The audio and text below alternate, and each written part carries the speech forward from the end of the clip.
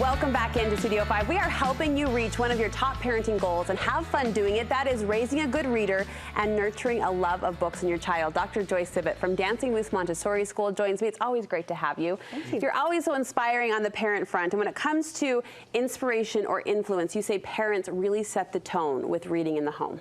They certainly do.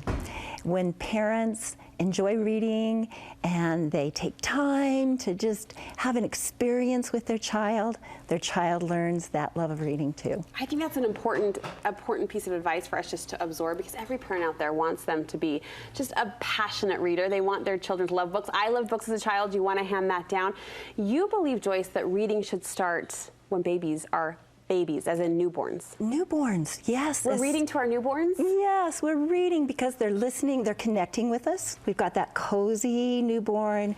They're connecting with our voice. We're giving them messages. They're listening to our intonation. They're listening to our word patterns. So does it matter what we're reading or how we're reading? Well, you know, it's nice if we're reading something soothing when we're going to bedtime. We can read something silly for a silly mood. So the important thing is that we're using intonation and we're enjoying the experience with our child.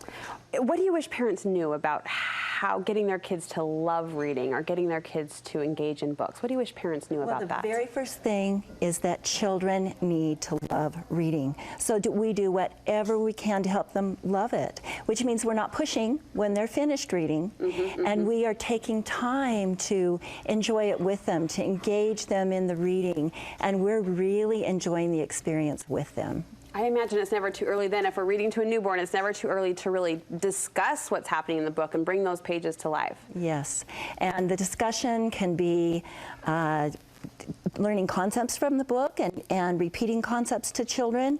It can be discussing themes. It's having the conversation, and children are absorbing language. They're absorbing vocabulary through the process of reading with their parents. You touched on the importance of, you know, instilling that love in reading. So if they're done, be done. Yes. Don't push it, don't force it. What if a child, Joyce, and I'm totally in this parenting pool, wants to read the same book over and over and over again? Do you let them? Is that the book you reach for too? The child is the book boss. And so if a child wants to read a book again and again, your child's going to take off with new themes in that book. And so yes, absolutely. Let your child choose. Oh, sorry for that behind-the-scenes crash. We had a noise from behind, but we'll stay focused here in our conversation. I love that phrase so much. Let your child be the book boss. Yes. The book boss, the book boss. Little ones love to interrupt and ask questions. Do you love that? Yes, because then they're engaged. They're involved in the story, and so go with those questions. Let children turn the pages. Let children be involved, and then encourage that dialogue with them. That means they're thinking, and you get to think with them. You like parents to have books everywhere, in the bedroom, in the living room. How does that influence their interest? When they see books all around them, when they're surrounded by books, they're more likely to pull them off the shelf. They see that you value them. They learn to value them. You get excited about the new book you're going to read. And so, yes, being surrounded by books is really important. I think it's natural to reach for a book pre-bedtime, right? We know to do that bedtime story. How else, though, Joyce, can we make reading part of our routines in and out? Look for opportunities to read anytime that you can. Go to the library together and look for the fun books that are at the library. Go to the bookstore. When children are old enough, let them earn money for books, and let children know that books are a priority. But the other part of it is turn off the media when you're sitting down to enjoy that book, so children don't have any competition.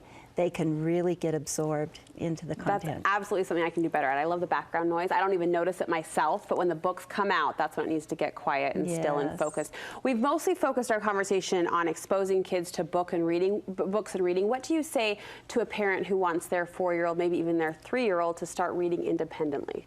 Well, there are some things you can do. And the very first step is phonemic awareness, which means children need to start hearing the sounds of letters. So when you go to the car, you emphasize we're going to the k-r. Do you hear that first sound? K-car. Just simply sounds. Sounds. We're sitting in this seat. Before they even get the letters, they start learning that that words begin with sounds. And initial letter sounds, ending letter sounds, And then from there, they can go to, what we do at Dancing Moose is have, take our first 5 letters, A, B, M, S, T, one vowel. We put them down, the letters down a line, and children choose the objects. That apple goes with A, the A is A, and ball goes with B. So we begin with then introduce the letters. So it's very much a process that parents need to understand. It's one step at a time, and not every child will be the same. When your child is finished with this, make it into a game, make it fun, but when your child is finished, then you put it away, because we always remember it's the love of learning. I love these practical tools you're giving us, the intonation, the expression you said to put into our reading, and then focusing in on those sounds. What can parents expect developmentally? I know every child's different, but is there a benchmark we really should be watching for when it comes to grasping the skill of reading, or the skill of sounding those letters out? The most important thing to know is that every child will be different. And if you have a child who is going through a process, a preschool process that's deliberately teaching, children are going to learn those faster. If parents are making that deliberate process at home, they're going to learn that faster. I think that the most important thing is don't look for competition.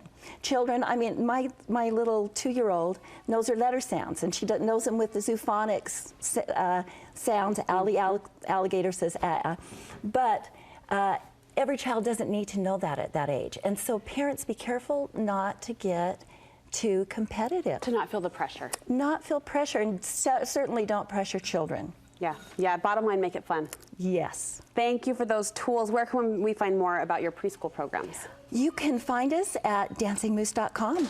All right, thank you, Dr. Joyce, we appreciate it.